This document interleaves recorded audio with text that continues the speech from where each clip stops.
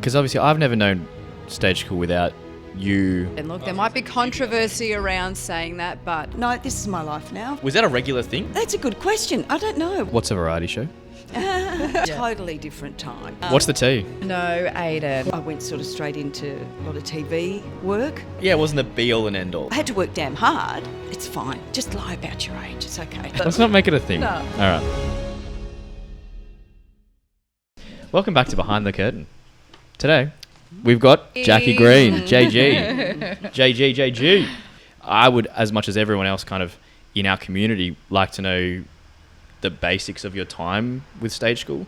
So, yeah, Share your story. How did you first get the job here?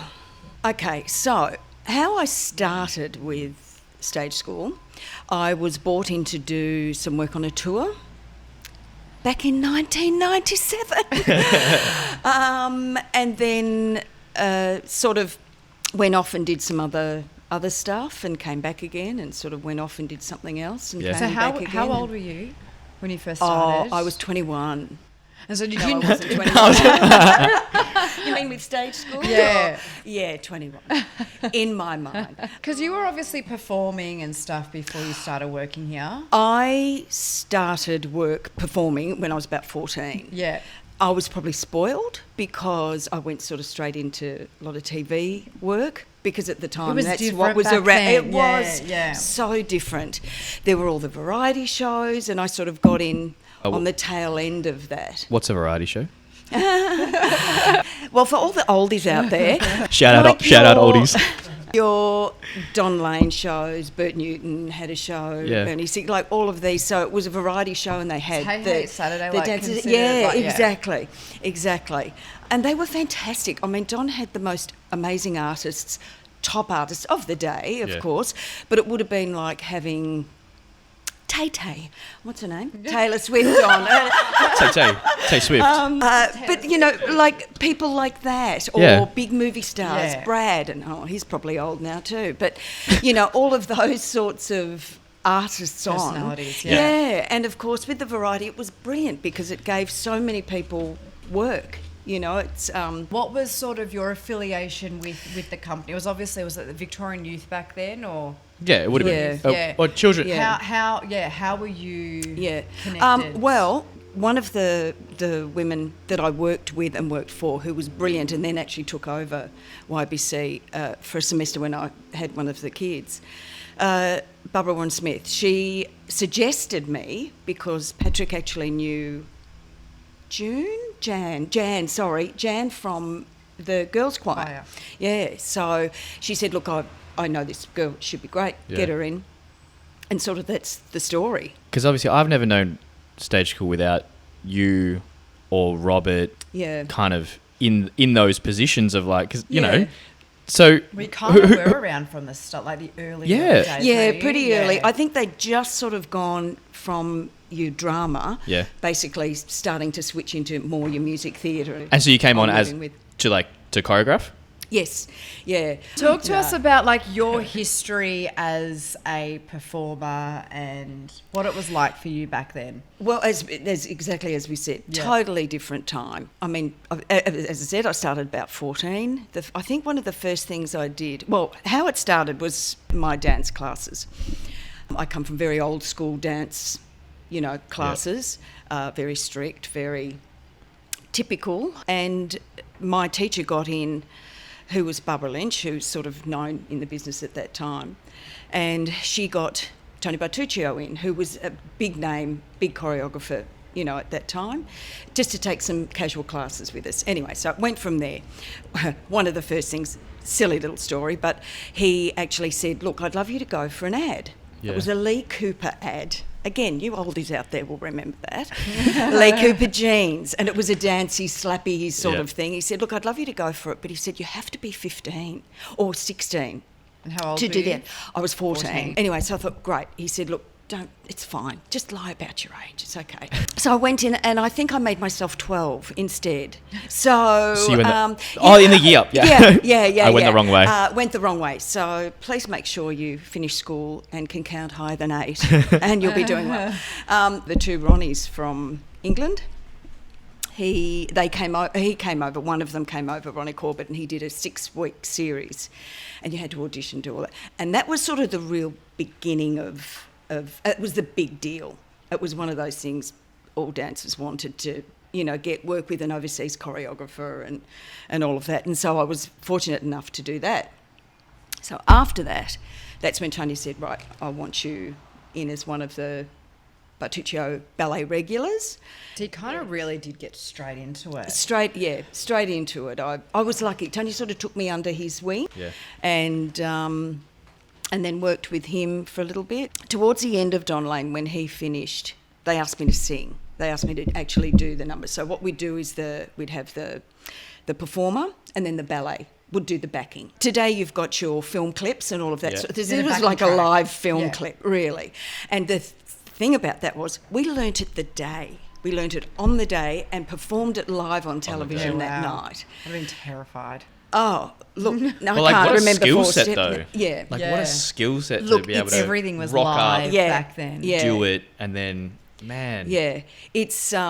it was fantastic. It was really good. Then we thought we'd, won lotto because we had the day before rehearsal and then did it the following day. So it was like, wow, this is So crazy, every time we do a holiday show, and everyone's like, "Oh, you've only got a week to rehearse." It's like, yeah, a week is ample time. Yeah, exactly. All right, guys. Get over all right. it. Yeah. Yeah. Wow. And so when did the sort of musical theatre auditioning for shows sort of come into your life? So that sort of came later. I'd actually kind of retired in some ways. I said, look, I'm going to step back, not thinking at the time that I'd be able to kind of get back into it, but because I got married and had children very young. 4 kids? 4 kids. 4 kids. Yeah. I've been pregnant for 40 years because they're all very spread apart. So, but had the 2 early, and then we actually bought a strawberry farm. And so I used to drive the tractors, and I loved it. Where was the loved strawberry it. farm? Up in Healesville. Cute. Yeah. So sort of stepped away from that, and then got a call from one of the girls who was doing some choreo for another variety show that had sort of taken over. And she said, look, no, come and join the team. And, of course, I hadn't danced, hadn't done anything for ages. And anyway, sort of joined that again. And can I ask, what was the reason you went to the strawberry farm?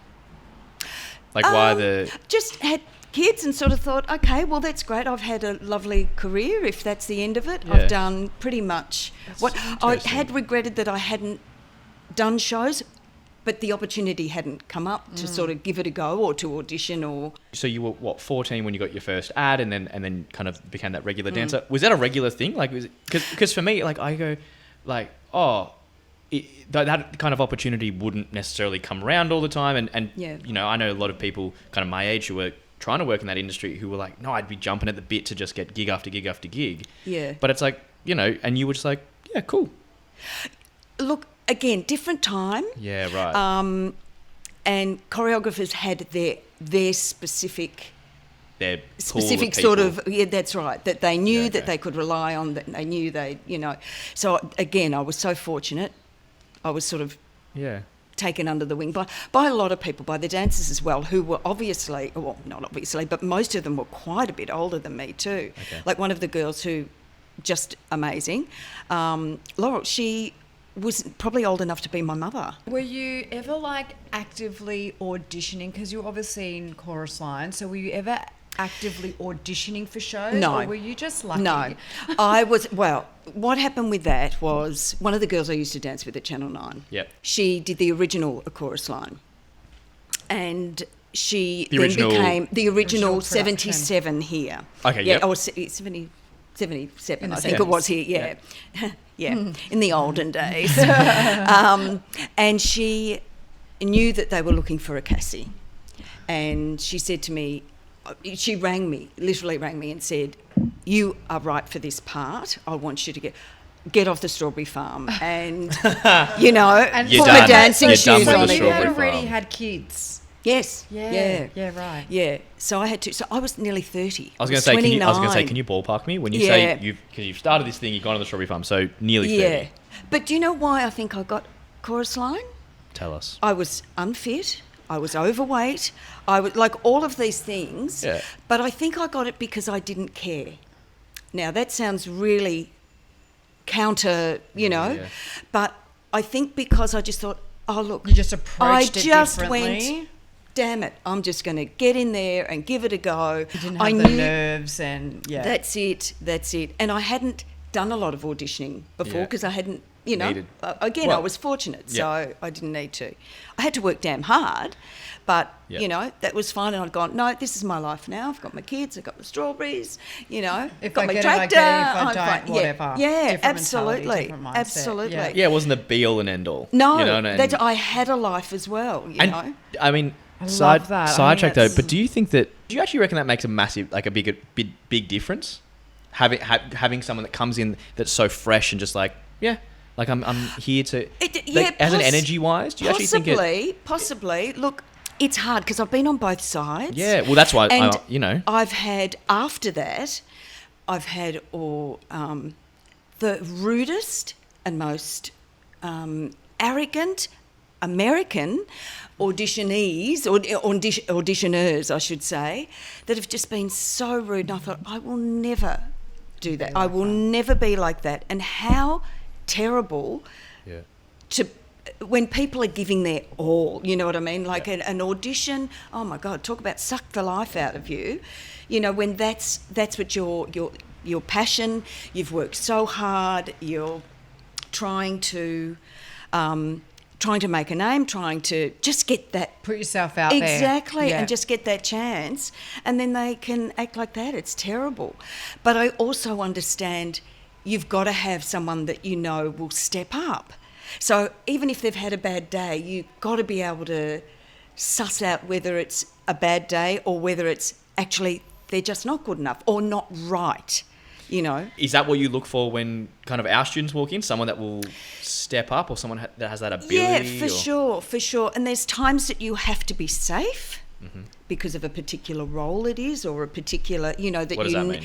You have to be safe Like in your choices, because it's no great loose units? to give... No rogue ones? Well, the thing is, look, and it happens. There are some, occasionally you do make mistakes and think, no, this person is going, or this performer is going to be able to step up, and they can't, or they don't, or for whatever reason. Yeah.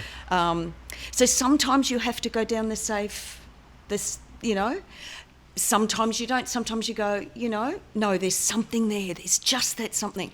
And that's what's hard to teach, that presence, It's where someone can walk into a room and you can feel it. I mean, that with a lot of the bigger stars, I suppose that is something they have. They don't have to do triple turns and they don't have to do, or but they have a sing spark. Exactly. There's just that something there that you can But tell. it's not to say you can't learn it, but some people just do have that natural gift. And look, I was there gonna might be say, 'cause you've been on controversy those. around saying that, but I think there is a reality of some people just have a spark or that charisma or that character that is instantly, they don't have to work for it, they just have it. But there are some people who do work really, really hard and also learn that trait as well, But I think, again, from my knowledge of, the performing arts industry at a professional level, there's also like a wide array of pathways to choose. As in, like, not everyone is going to be the leading person. No, that's absolutely. right. Not everyone needs that. That's right. That energy where you walk into a room and bang, and there's the charisma. Like some people, when they work hard, that is still going to be a very sustainable career because you're going to get gig after gig after gig, and it's not going to necessarily be at the front. No, but that's right. Lord, But you'll have continuous work. you're reliable. You can do any style. You can adapt. Versatile. Versatile. That's it. The V Bang. word. That's what I'm looking for. Yes, and I think as a performer you have to be versatile, which doesn't always mean you're going to be the best singer or the best hip hop dancer or the best, but you've built up enough skills and enough confidence, I suppose, in yourself and knowing yourself as a performer, dancer, whatever, that you're able then to adapt and be versatile and do anything, that's asked of you. Yeah. But I guess then it begs the question about kind of why people go into the performing arts. Is it like, do you go into the arts to earn a career to be at the front, or do you go into it because you want to perform, because you want to be a part of a bigger picture to tell a story? And I think it's different for everyone. It is. I think it is different, and I think that's possibly why some people probably get out of it, because they want to be the centre, they want to be the star, and that's great, but it doesn't happen. So they're not willing to be part of an ensemble. The most important part of a show often is the ensemble too. Like, they can make or break a show as much as the stars can, really. What in the OG days attracted you to performing? My sister is 9 years older than me. She started dancing, so I kind of followed her into classes. Do you know what? I couldn't even put a finger on it. It wasn't even... In the family? It wasn't in the family, but she was a great performer, so I always looked up to her. But I think I was dancing in the womb. Like, I know that's so cliche and what have you, but I just feel, I don't think I even thought about it. It was, this is my life, not I'm going to make it my life. It just was. Yeah. And again, lucky break, in that the right person came to see me at the right time, took me under his wing, and kind of, you know what I mean? So dance, as a concept, is effectively the human body moving. What makes you go, oh, this is a dance move? Or like pirouette's like a step. It's a series of movements that make a dance move. And I was just thinking, if you actually break it down, that's like, dance is just us moving to music. It is, yeah. And I just like, how does that start? Yeah, no, you know what? It's not a silly question. Yeah, it's a series of steps. So, but then what it can become. So, going back a bit, when I used to do a lot of adjudicating, dance has gone through different stages. So dance has gone, in my day, it was just about performance and get in there. And of course you had to learn skills, but not like today's skills, you know, in a lot of ways. So but then dance went through a stage where, when I was adjudicating at one point, it was like, if I see another triple turn into a split and your leg up near your ear, but with no expression or not telling me a story or musicality or anything like moves. that. Oh, it was awful. We went through a terrible stage.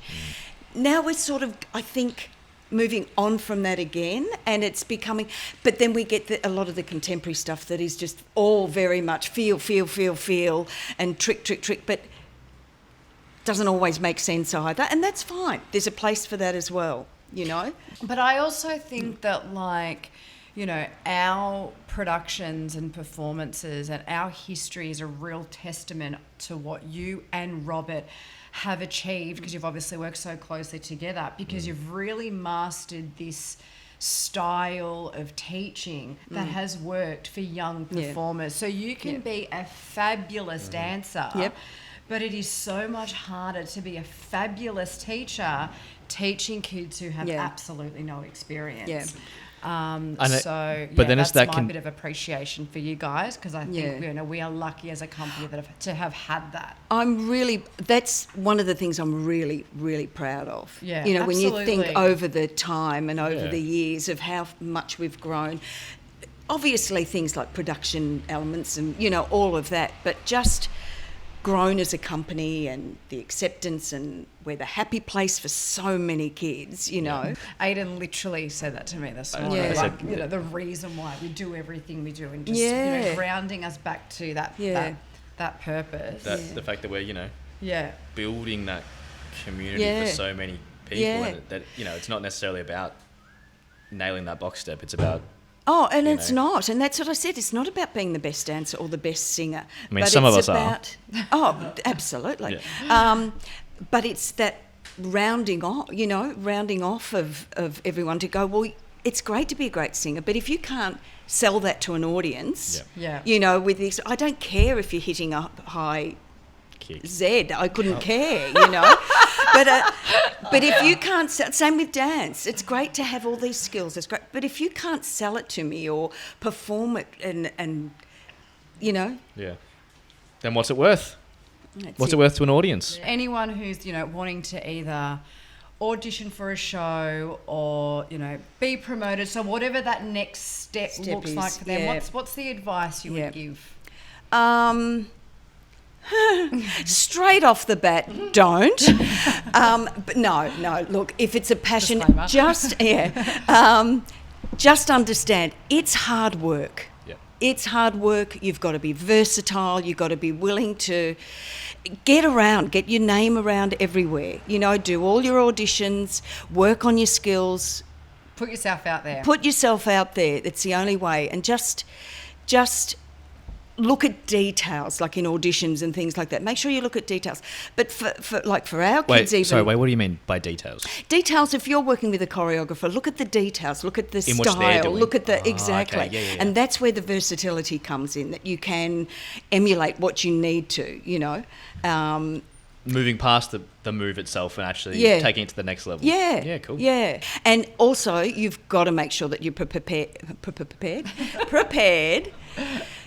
to get knocked down all the time. True. So you've got to learn to be constructively criticising yourself. You know, you've got to find that balance of going, okay, that was really crap in that audition. That's fine. Pick myself up, fix what I didn't do, and, you know, or actually I can walk away from that audition feeling fantastic because I feel like I did everything.